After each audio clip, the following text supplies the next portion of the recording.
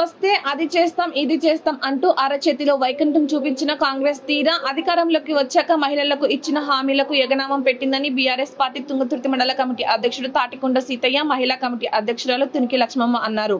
నియోజకవర్గ కేంద్రంలో మహిళలకు ఇచ్చిన హామీలను వెంటనే నెరవేర్చాలని డిమాండ్ చేస్తూ ర్యాలీ తీసి తెలంగాణ తల్లి విగ్రహం ఎదుట నిరసన వ్యక్తం చేశారు. ఈ సందర్భంగా వారు మాట్లాడారు.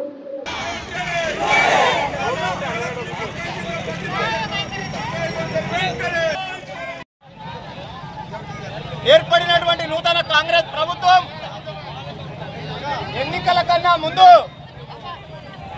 మహిళలకు ఎన్నో మాయమాటలు చెప్పి అధికారంలోకి వచ్చి 2 సంవత్సరాలు పూర్తిగా వస్తున్నా మహిళలకు చేస్తున్నటువంటి 2500 రూపాయల ఆర్థిక సహాయం కానీ, మహిళలందరికీ ఇస్తానన్న బతుకమ్మ చీరలు కానీ, కాలేజీలో చదువుకుంటున్నటువంటి ఆడపిల్లలకు ఇస్తానన్నటువంటి స్కూటీలు కానీ, 4000 రూపాయల పెన్షన్ కానీ, పెళ్లి చేసుకున్నటువంటి యువతులకు కళ్యాణ లక్ష్మిలో ఇస్తానన్న తులం బంగారం కానీ ఏ మాట కూడా నెరవేర్చకుండా గత 22 నెలలుగా ఈ కాంగ్రెస్ ప్రభుత్వం మహిళలను మభ్యపెడుతూ మహిళను మోసం చేస్తూ పాలన చేస్తున్నటువంటి సంగతి మీ అందరికీ తెలుసు. అందుకే మేము ఈరోజు మహిళలకు కానీ, ప్రజలకు కానీ, రైతులకు కానీ తెలియజేస్తా ఉన్నాం.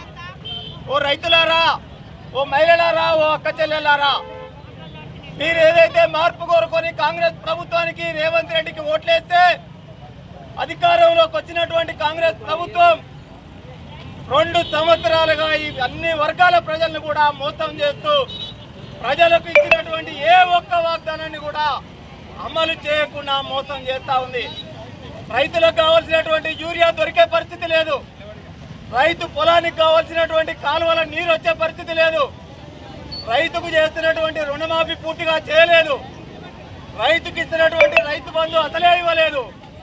ఇలాంటి మోసపూరితమైనటువంటి మాటలు చెప్తూ ఒక పక్క మహిళల్ని, ఒక పక్క రైతుల్ని, ఒక పక్క నిరుద్యోగుల్ని, ఒక పక్క ఉద్యోగుల్ని, ఈ సమాజంలో ఉన్నటువంటి మొత్తం అన్ని వర్గాల ప్రజల్ని మోసం చేస్తూ రేవంత్ రెడ్డి కాంగ్రెస్ పార్టీ పాలన చేస్తూ ఉంది. అందుకే మీరు గమనించాలి, మీరు ఏదైతే మార్పు కోరి ఓటేస్తే అధికారంలోకి వచ్చిండ్రో మళ్ళీ ఒకసారి మోసం చేద్దామని ప్రజల్ని మభ్యపెడతా ఉండ్రు. బీసీ వర్గాలకు 42% రిజర్వేషన్ చేస్తామని మాయమాటలు చెప్తూ మళ్ళీ స్థానిక సంస్థల ఎన్నికలు రిజర్వేషన్లు అమలైతేనే పెడతామని మోసపూరితమైనటువంటి మాటలు చెప్తా ఉన్నారు.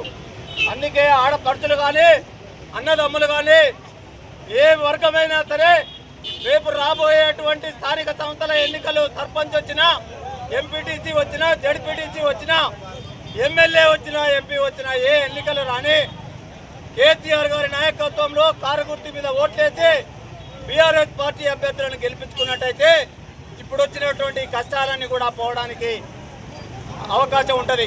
మీరందరూ అనుభవించారు. కేసీఆర్ గారు 10 సంవత్సరాల పాలనలో ఏ ఒక్కనాడన్నా నీళ్ల కోసం ఎదురు చూశారా? ఏ ఒక్కనాడన్నా పంటల నీళ్ల కోసం ఎదురు చూశారా? కరెంటు కోసం ఎదురు చూశారా?